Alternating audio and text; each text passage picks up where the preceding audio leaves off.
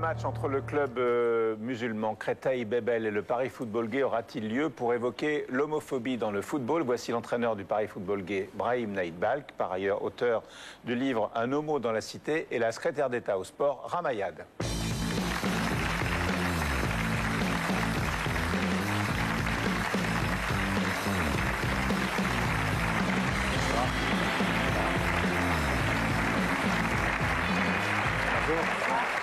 Voilà, donc Brahim Naïd Balkh, vous avez écrit Un homo dans la cité, donc qui raconte votre calvaire d'homosexuel dans ce qu'on appelle les quartiers, à Aulnay-sous-Bois, à Sèvres. Ali, vous avez lu ce livre? Oui, c'est un document important, très important. C'est un témoignage qui est très fort sur l'homosexualité, mais pas seulement sur le fait de se sentir différent dans un univers, une culture qui vous rejette. C'est un livre sur le sentiment terrible de la honte, les humiliations qu'on peut recevoir, et puis aussi sur le courage. Et je voudrais simplement vous dire... bravo de l'avoir écrit. Ça fait penser au film Harvey Milk, dans un contexte évidemment très différent, mais il y a le même combat pour la dignité et pour la reconnaissance, tout simplement, de l'égalité. Ce que vous racontez, pour enchaîner sur l'actualité du jour, donc, c'est que vous avez joué au foot pour être intégré à un moment de votre jeunesse. Et aujourd'hui, on se rend compte avec l'exemple de ce match donc, qui n'a pas pu avoir lieu contre le club Créteil Bébel.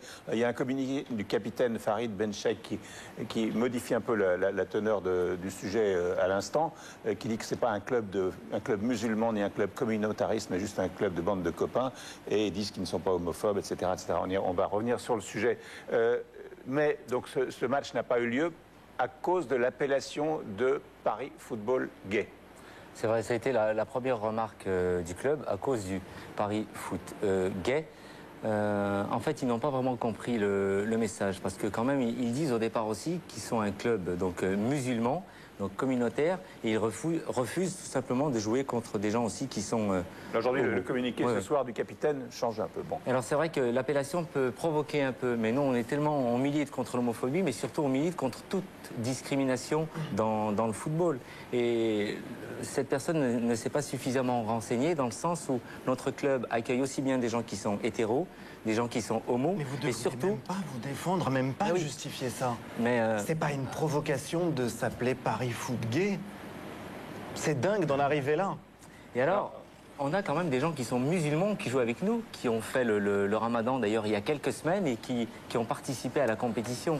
Alors, il y a eu beaucoup de réactions indignées, les SOS Racisme, Amnesty International, et vous, Ramayad, qu'est-ce que vous pouvez, à part dire, qu'est-ce que vous pouvez faire? Mais vous savez, cet homme à côté de moi est assez extraordinaire parce que on s'est rencontrés il y a quelques semaines, indépendamment de toutes ces polémiques. Il était venu avec la responsable Carmen Alexandre du 92 pour le handicap. Donc il est très engagé sur la question du handicap. Et puis là, je le retrouve ensuite avec ce livre qui effectivement, il raconte la vie d'une personne homosexuelle dans une cité. Et puis quelques jours plus tard, cette affaire de foot gay. Je me dis, cet homme est admirable. Il supporte toutes les causes, toutes les souffrances, tous les maux de la société. Lui, tout seul. C'est quand même assez incroyable. 3 en 1. Et je trouve que porter tous ces combats pour une seule personne, c'est très lourd. Donc il fallait réagir sur cette affaire de match de football qui ne s'est pas tenu. Qu'est-ce qu'il y a à faire à part dire? D'abord, il faut dénoncer parce que, vous savez, pardon de retrouver les accents droit-de-l'homiste, mais le silence tue quand on ne dit pas les choses. Vous l'expliquerez dans votre livre, c'est-à-dire que le fait d'être dans une certaine solitude parce qu'il n'y a personne pour entendre votre souffrance, il faut quand même dénoncer. Est-ce qu'il faut condamner? Est-ce qu'il faut aller au-delà? Est-ce qu'il faut condamner? Alors, normalement, il y a la commission de la fédération des clubs omnisports auxquels ces clubs sont affiliés, qui a décidé de s'en saisir et qui réunit son comité directeur le 13 octobre prochain pour décider de ce qu'ils vont faire. C'est-à-dire, est-ce qu'il y aura juste un avertissement et on rejoue le match ou est-ce qu'il y aura une exclusion? Mais rien n'empêche d'ici là que les deux équipes se rapprochent et fassent un match amical, par exemple. Ouais. Moi, si je peux me permettre, effectivement, je préfère à la limite le dialogue, la discussion et qu'on joue tout simplement ce match. Parce qu'après tout, dans cette équipe-là, il peut y avoir aussi des gens qui sont homos et musulmans et qui n'osent pas le dire aussi. Mais est-ce que c'est la première fois que ça arrive, ce genre de... C'est la première fois qu'une équipe refuse de jouer contre nous, effectivement. Il nous est arrivé de temps à autre de rencontrer des équipes classiques qui ont toujours une hésitation pour nous rencontrer, mais en règle générale, les matchs se font sans aucun souci. Là, c'est la première fois. Je trouve ça fou, l'argument de la religion, parce que la religion, au fond, c'est uniquement un argument d'une bêtise absolument folle. au fond, c'est une réaction de crétin. N'a rien à voir avec la religion. Voilà, on ne sait même pas, d'abord, qu'est-ce qu'à voir avec la religion, et ensuite, qu'est-ce que la religion a à voir avec le football. Je veux dire, les valeurs du football, c'est comme celles de la République. Il y a la fraternité, il y a l'ouverture, et la loi, c'est la loi de la République et la loi de l'arbitre sur le terrain qui doit déterminer du résultat d'un match.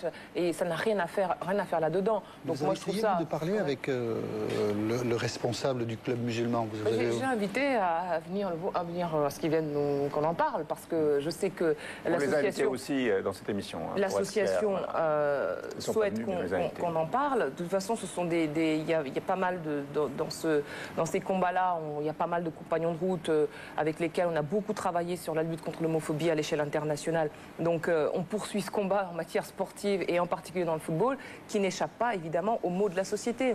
Mais en même temps, ça ne devrait pas être le lieu d'expression. C'est un révélateur des maux de la société. Alors qu'on devrait en attendre l'inverse. Ah non, dans le football, vous avez tous ceux qui ne vont pas dans la société et qui se retrouvent sur le terrain de football, parce que nous sommes avec le foot sur le sport le plus populaire du monde. Mais comment on peut changer ces comportements finalement? Parce que l'homophobie, le racisme, les cris de singe dans les... L'éducation, c'est l'engagement, c'est l'ouverture. Je trouve que les valeurs que porte l'association sont des valeurs positives. C'est pas une association communautariste, au contraire, parce qu'ils sont en train de lutter contre l'homophobie et donc ils ont voulu porter ça jusque dans le titre du groupe. Mais là, dans cette équipe-là, il n'y a pas que des gays. Il y a un mélange de toutes sortes de populations. Le parrain Lucas Dorasso qui est là, donc qui milite aussi à nos côtés, grâce au Paris Saint-Germain aussi, qui nous soutient et qui nous accompagne un peu dans notre démarche. Des pouvoirs publics. Comment? Qu'est-ce que vous attendez, la ministre Nous, ce qu'on attend, c'est que finalement, là, ça me fait plaisir que vous soyez là, parce que le fait que vous en parliez, ça va certainement faire bouger les choses. Mais ça commence déjà à bouger.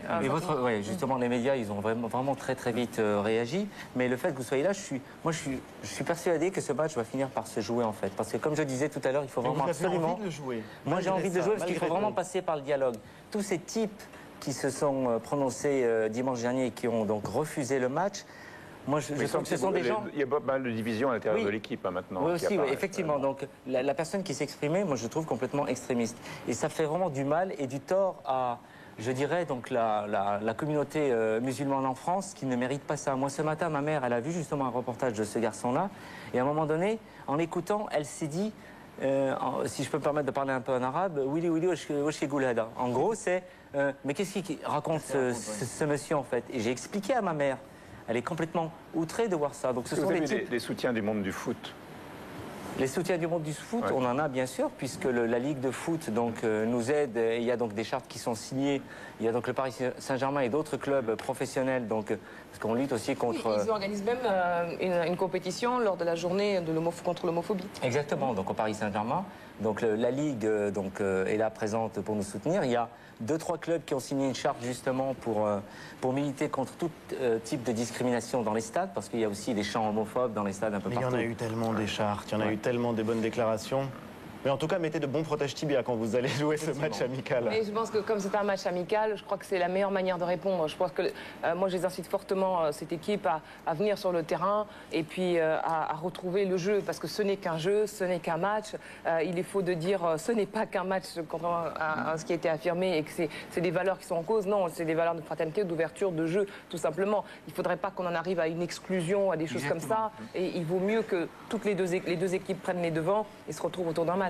Un exemple, si je peux me permettre, donc suite au livre qui est donc paru jeudi dernier, je reçois des tas de coups de téléphone, des appels négatifs, bon ça bien sûr il en faut aussi, et des positifs. Et hier, donc après-midi, une femme m'appelle pour me dire écoutez, j'ai lu votre livre, je me reconnais dans plein de situations, et si je peux me permettre, courage à vous et je vous soutiens dans votre démarche. Elle me dit vous savez, je suis une femme musulmane et je porte le voile. Moi, quand j'entends la personne de Créteil-Bébel, bah, écoutez, les femmes sont encore là pour nous aider d'avancer en fait. Merci. Je l'aurais pas mieux dit. Merci à vous deux d'être venus témoigner ce soir dans le Grand Journal.